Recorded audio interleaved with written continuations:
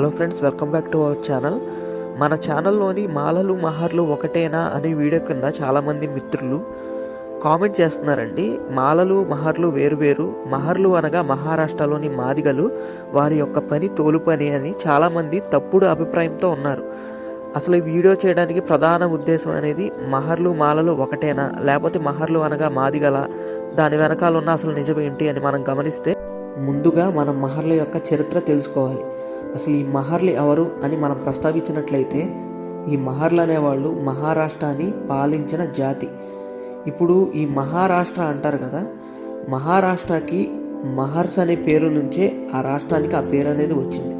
అంటే మహర్ రాష్ట్ర నుంచి మహారాష్ట్రగా ఈరోజు వాడుకలో ఈ మహారాష్ట్ర అనే పేరు ఉంది. అలాగే ఈ మహర్స్ అనేవాళ్ళు ప్రాచీన భారతదేశ కాలం నుంచే వీళ్ళందరూ పాలకులుగా ఉన్నారు. మనం మౌర్య సామ్రాజ్యం గురించి వినే ఉంటాం. ఈ మౌర్య సామ్రాజ్యం అనేది మన భారతదేశంలో అతి పురాతనమైన సామ్రాజ్యాలలో ఒకటిగా అని మనం ఈరోజు చెప్పుకుంటున్నాం. ఈ మౌర్య సామ్రాజ్యంలో ఉన్న ప్రధాన పాలకులు అందరూ ఈ మహర్ వంశానికి చెందిన వాళ్ళే. వారిలో ముఖ్యంగా మనం చెప్పుకునే వాళ్ళు చంద్రగుప్త మౌర్యుడు, అలాగే సామ్రాట్ అశోక చక్రవర్తి. వీళ్ళు ఇద్దరూ ఈ మహర్ వంశానికి చెందిన వాళ్ళే. మరి ముఖ్యంగా మనం ఇంకా చరిత్రలోకి వెళ్తే, గౌతమ బుద్ధుడు ఒకప్పుడు క్షత్రియుడు అని అందరికీ తెలుసు. కానీ ఈయన ఒక మహర్ వంశానికి సంబంధించిన మూల పురుషుడు అని చాలా తక్కువ మందికే తెలుసు. ఈ గౌతమ బుద్ధుడు ఒకప్పుడు రాజుగా ఉన్నప్పుడు ఈయన ఒక గొప్ప మల్లయోధుడు. మల్ల యుద్ధాన్ని అద్భుతంగా చేసిన ఒక గొప్ప యోధుడు ఈయన. ఈ మల్ల యుద్ధం అనేది ఈ మహర్షికి కానీ ఈ మాలలకి కానీ తెలిసిన ఒక గొప్ప విద్య. ఈ విద్యని అభ్యసించేవాళ్ళు వీళ్ళే, ఈ విద్యని ఇతరులకు నేర్పించేవాళ్ళు వీళ్ళే. ఎందుకంటే ఈ గొప్ప మల్ల యుద్ధాన్ని కనిపెట్టిన జాతి అంటే మల్ల జాతి. నేడు వాడుకలో మాలలుగా, మహర్లుగా, తమిళనాడులో పల్లర్లుగా, పరియర్లుగా, అలాగే కర్ణాటకలో హొలియాగా, చలువాదిగా పిలువబడుతున్నారు వీళ్ళందరూ ఈ భారతదేశాన్ని ఒకప్పుడు గొప్పగా పరిపాలించిన జాతి. కానీ ఇప్పుడు కొంతమంది మహర్స్ అనేవాళ్ళు మాదిగలు అని అంటున్నారు. మహారాష్ట్రలో మాదిగల్ని మాంగ్ అని పిలుస్తారు. మాంగ్ అంటే షార్ట్ ఫామ్ మాతంగ్ అంటే మాతంగి దేవి అంటాం కదా. ఈ మాతంగ్ అనే పేరుకి ఈ మాంగ్ అనేది షార్ట్ ఫామ్గా మనం మహారాష్ట్రలో మాదిగ వారిని పిలుచుకుంటున్నాం. కానీ ఈ మహర్స్ అనేవాళ్ళు మాలలు అని మనం ఎందుకు చెప్తున్నామంటే, వీటికి కొన్ని ఆధారాలు ఉన్నాయి. ఎందుకంటే నేను సంబంధించి ఒక వీడియో ఆల్రెడీ నేను చేశాను. ఈ పర్టికులర్గా ఈ పనులన్నీ మహర్సే చేసేవాళ్ళు, ఇక్కడ మాలలు చేసేవాళ్ళు. ఇంకా మనం ముఖ్యంగా మాట్లాడుకుంటే, ఇప్పుడు మహారాష్ట్ర వెళ్ళి చూసామనుకోండి, ఈ మహర్స్లో నిరుపేద కుటుంబాలు ఉన్నాయి, అలాగే నిరుపేద రైతులు ఉన్నారు. ముఖ్యంగా ఒక పూట గడిస్తే ఒక పూట గడవని వాళ్ళు కూడా ఉన్నారు. కానీ ఇంకో విధంగా మనం మాట్లాడాలంటే, ఈ మహర్స్లో ఇప్పటికీ కొన్ని ఏరియాల్లో భూస్వాములు ఉన్నారు, అలాగే గొప్ప జమీందారు వంశీకులు ఉన్నారు. ఇప్పటికీ మహారాష్ట్రలో మహర్స్లు ఒకసారి మీరు వెళ్ళి కనుక్కోండి, ఒకసారి మీరు ఆరా తీయండి. మీరు ఆరా తీస్తే మీకే తెలుస్తుంది. ఇప్పటికీ ఈ మహర్ సామాజిక వర్గంలో గొప్ప భూస్వాములు ఉన్నారు, అలాగే సుబేదారులు ఉన్నారు, అలాగే జమీందారులు ఉన్నారు. ఈ చరిత్ర ఎవరికి తెలియదు. ఇప్పుడు మనం ఇలా మాట్లాడుకుంటున్నామంటే చాలామంది ఇప్పటికీ ఆలోచిస్తూ ఉంటారు, అదేంటి వీళ్ళు అంటరాని వాళ్ళు కదా, వీళ్ళు అన్టచబుల్స్ కదా, వీళ్ళు జమీందారులు సుబేదారులు అంటారు ఏంటంటే, ఈ చరిత్ర అనేది ఎవరికి తెలియదు ఫ్రెండ్స్. ఎందుకంటే మన చరిత్ర అనేది మనమే తెలుసుకోవాలి. ఇంకొక విషయం ఏంటంటే, వీళ్ళు మాదిగలు అనేవాళ్ళు ఈ తోలుతో పనిచేసేవాళ్ళు కదా. మహర్స్ అనేవాళ్ళు ఎప్పుడూ తోలుతో పనిచేయలేదు. ఎందుకంటే వీళ్ళు పీష్వాస్ టైంలో ఈ మహర్స్ అనేవాళ్ళు ఒక అణచబడిన కులంగా తయారయ్యారు. ఇంకా చెప్పాలంటే, ఇంకా అణచబడిన దానికన్నా ఇంకా ఎక్కువ వీళ్ళు బాధలు అనేవి భరించారు ఈ పీష్వాస్ టైంలో. ఎందుకంటే వీళ్ళని కొన్ని పనులకు వాడుకునేవాళ్ళు ఈ పీష్వాస్ అనేవాళ్ళు. అవి ఏంటంటే, చనిపోయిన పశువులని ఊరి బయట పారవేసే పని ఈ మహర్స్లో కొంతమంది చేసేవాళ్ళు. అందరూ చేసేవాళ్ళు కాదు, కొంతమంది మాత్రమే చేసేవాళ్ళు. ఈ పశువులని, చనిపోయిన పశువులు ఏదైతే ఉన్నాయో అవి బయటకి పారవేయటం, ఈ పని మహర్స్లో కొంతమంది చేసేవాళ్ళు. అంతేగాని ఆ పశువులు, చనిపోయిన పశువుల చర్మాన్ని తీసి దానిని చెప్పుగా కుట్టి, అలాగే ఇతర సంబంధించిన ఆ చర్మానికి సంబంధించిన ఇతర ప్రొడక్ట్స్ ఏమైతే ఉన్నాయో అవి మాత్రం ఈ మహర్స్ అనేవాళ్ళు చేసేవాళ్ళు కాదు. అవి ఓన్లీ ఈ మాదిగ సామాజిక వర్గం వాళ్ళే చేసేవాళ్ళు. ఈ చరిత్ర అనేది ఎవరికి తెలియదు. మన చరిత్ర అనేది మనమే తెలుసుకోవాలి.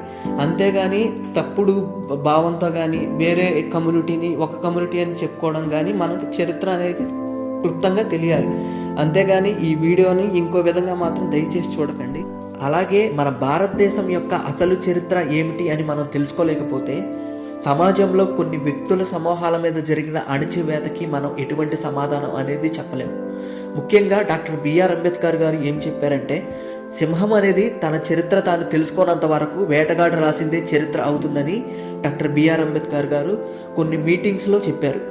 ఇంకా విషయం ఏమిటంటే, మన ప్రాచీన భారతదేశంలో ఎవరైతే పాలకులుగా ఉన్నారో ఇప్పుడు వాళ్ళు అణచబడిన కులాల్లో ఉన్నారు.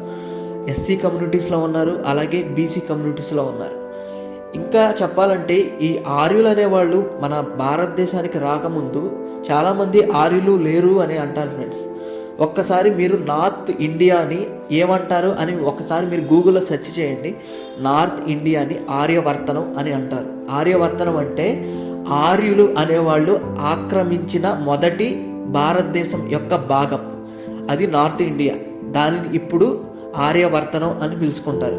ఈ ఆర్యవర్తనం అనేది ఆర్యులకు అడ్డగా మారింది. ఈ ఆర్యులు అనేవాళ్ళు ఈ నార్త్ ఇండియాని ఆక్రమించి అక్కడ ఉన్న అసలు మూల నివాసుల్ని చంపి కొంతమందిని తరిమేస్తే వాళ్ళందరూ ఈ దక్షిణ భారతదేశానికి వచ్చి సెటిల్ అయ్యి ఇక్కడ కొన్ని రాజ్యాలు చేసి ఇక్కడ కొన్ని రాజులుగా పాలించారు. వాళ్ళల్లో ఉన్న వాళ్ళే ఈ మహర్సు, మల్లలు, మాలలు, పరయలు, పల్లలు, హొలియాలు, ఇంకా కొన్ని కమ్యూనిటీస్ ఉన్నాయి. పల్లీలు అని, వాళ్ళని అగ్నికుల క్షత్రియులు అని మనం ఈరోజు పిలుచుకుంటున్నాం. అలాగే ముదిరాజులు అని, ఇంకా వెలమలు అని, ఇంకా చెప్పాలంటే ఇంకా కొన్ని కమ్యూనిటీస్ ఉన్నాయి. వీళ్ళందరూ ఇప్పుడు శూద్ర కులాల్లో ఉన్నారు.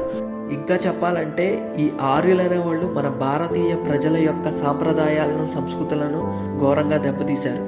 ఎందుకంటే ఈ ఆర్యుల సాంప్రదాయానికి అలాగే మన అసలు భారతీయ ప్రజల యొక్క సాంప్రదాయానికి చాలా వ్యత్యాసం అనేది ఉంది.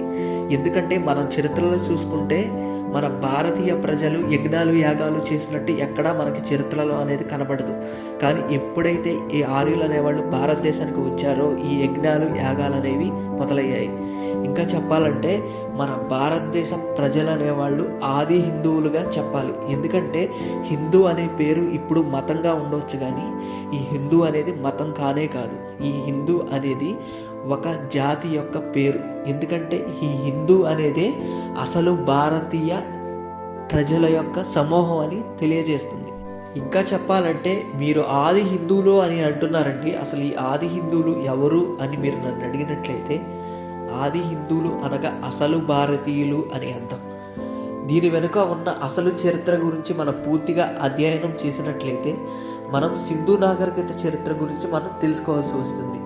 ఎందుకంటే ఈ సింధు నాగరికత ప్రజల అలాగే వ్యక్తుల యొక్క సమూహం ఏదైతే ఉందో వీటన్నిటినీ మనం ఆది హిందూ సమూహంగా మనం పేర్కొనవచ్చు. ఎందుకంటే ఈ సింధు అనే పదం నుంచే నేటి వాడుకలో హిందూ అనే పదం వచ్చిందని చాలామందికి తెలియదు. కానీ ఈరోజు హిందూ అనే పదం అనేది ఒక మతానికి సూచించే పదంగా మారింది. కానీ ఈ హిందూ అనే పదం అనేది మతానికి సంబంధించిన పదం అనేది కానే కాదు. ఇది ఒక పచ్చి అబద్ధం. ఎందుకంటే ఈ హిందూ అనే పదం అనేది సింధు నాగరికతకు సంబంధించిన సింధు అనే పదం నుంచి వచ్చింది. ఈ సింధు ప్రజలు ఎవరైతే ఉన్నారో వీళ్ళ యొక్క సంస్కృతి సాంప్రదాయాలు అనేవి ఆర్యుల యొక్క సంస్కృతి సాంప్రదాయాలకు చాలా భిన్నంగా ఉంటాయి. ఈ సింధు ప్రజలు అనేవాళ్ళు వాళ్ళ పూర్వీకులైన అంకాలమ్మ, సుంకాలమ్మ, పోలేరమ్మ, గంగానమ్మ, అలాగే ఇతర మరికొన్ని ఈ పొలిమేర దేవతలను వీళ్ళు ఆరాధించేవాళ్ళు. అలాగే ఈ ఆర్యులు అనేవాళ్ళు ఎక్కువ యజ్ఞాలు, యాగాలు చేసేవాళ్ళు. ఈ యజ్ఞాలు, యాగాల వంటి సంస్కృతి సాంప్రదాయం అనేది సింధు ప్రజలకు సంబంధించింది కానే కాదు. కానీ ఎప్పుడు ఈ పొలిమేర దేవతల్ని పూజించే ఈ ఆచార వ్యవహారాలు ఏవైతే ఉన్నాయో ఇవన్నీ ఈ శూద్ర వర్ణానికి సంబంధించిన వాళ్ళు తప్ప మిగతా పై 3 వర్ణాల వాళ్ళు ఎప్పుడూ చేయరు, ఎక్కడ చేయలేదు. కానీ చరిత్రలో మనం చూసుకుంటే ఈ సింధు నాగరికత ప్రజలు మాత్రమే ఈ యొక్క పర్యావరణానికి సంబంధించిన ప్రకృతి ఆరాధికులను వీళ్ళు ఆరాధించేవాళ్ళు. ఇంకా మనం ముఖ్యంగా మాట్లాడుకోవాలంటే ఈ ఆర్యులు అనేవాళ్ళు మన నార్త్ ఇండియాని ఆక్రమించి ఆ తర్వాత అక్కడ ఉన్న అసలైన భారతీయులని అక్కడి నుంచి వీళ్ళు తరిమి కొట్టి కొంతమందిని చంపివేసి ఈ నార్త్ ఇండియాని ఆక్రమించి అక్కడ ఆక్రమణలు వాళ్ళు జరిపారు. ఇంకా చెప్పాలంటే ఈ ద్రవిడియన్స్, ఈ ఆర్యులు ద్రవిడియన్స్ని తరిమివేశారు కదా. ఈ ద్రవిడియన్స్ ఎవరో కాదండి, మన భారతీయులు, ఈ మూల నివాసులు. ఈ ద్రవిడియన్స్ యొక్క భాష అనేది తమిళ నుంచి తమిళ అలా వచ్చిందనమాట. ఇంకా మరి ముఖ్యంగా ఇంకొక వీడియోలో మనం దీని గురించే చాలా డిస్కస్ చేసుకుందాము. ఇంకా ఈ వీడియో కనుక మీకు నచ్చినట్లయితే ఖచ్చితంగా ఈ వీడియోని లైక్ చేయండి, అలాగే షేర్ చేయండి. ఖచ్చితంగా మన ఛానల్ మాత్రం సబ్స్క్రైబ్ చేసుకోండి. అందరికీ జై భీమ్, నమో బుద్ధాయ.